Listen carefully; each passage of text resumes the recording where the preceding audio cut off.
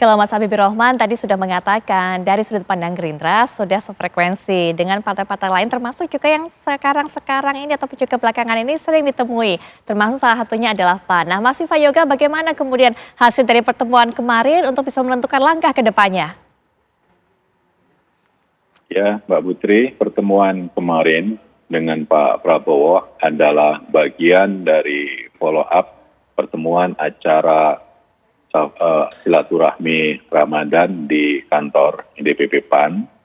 Ada komitmen bersama, ada frekuensi yang sama, ada landasan yang sama, upaya untuk membangun ikatan kebangsaan. Jadi pemilu sebagai bagian dari proses kompetisi konstitusional itu harus memperkuat ikatan kebangsaan.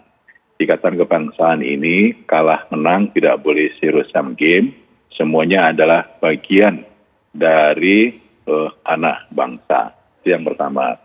Yang kedua, negara Indonesia ini negara besar, maka potensi untuk melakukan gerakan gotong royong dengan melakukan koalisi besar, koalisi kebangsaan, itu adalah sebuah keniscayaan. Sebab apa? Seluruh partai politik punya kepentingan subjektif untuk memenangkan pemilu legislatif dan pemilu presiden. Proses koalisi ini adalah syarat yang di Undang-Undang Nomor 7 Tahun 2017 tentang Pemilu Pasal 222 sesuai dengan presidensial threshold harus memenuhi 20% kursi DPR RI. Jadi kalau ada kekuatan besar bergabung menjadi satu, maka komitmen untuk menggabungkan basis konstituen masing-masing partai politik akan semakin membesar dan potensi untuk memenangkan pemilu presiden juga akan semakin tinggi. Jadi siapapun nanti lawannya buat kami tidak ada masalah, tetapi yang penting kebersamaan, komitmen untuk membangun koalisi ini adalah bagian penting dalam proses-proses politik menjelang pemilu presiden. PAN siap untuk menjadi penggerak dalam rangka terwujudnya koalisi kebangsaan di bawah komando Bapak Presiden Jokowi.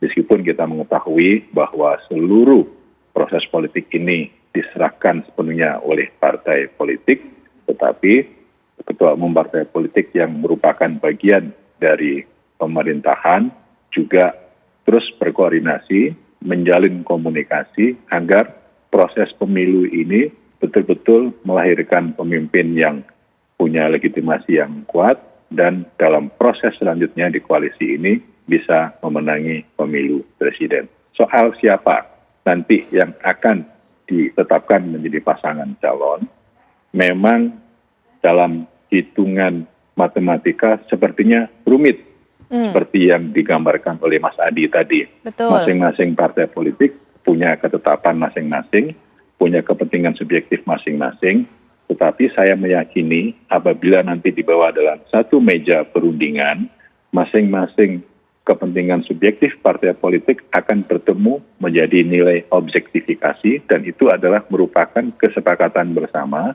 Tentunya ukuran-ukuran yang akan dipertimbangkan adalah ukuran-ukuran rasionalitas berdasarkan politik akal sehat.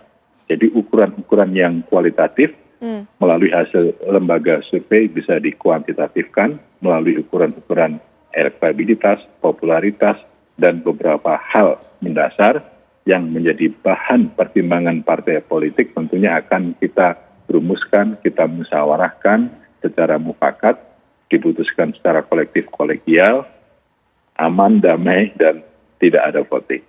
Itu Mbak Putri.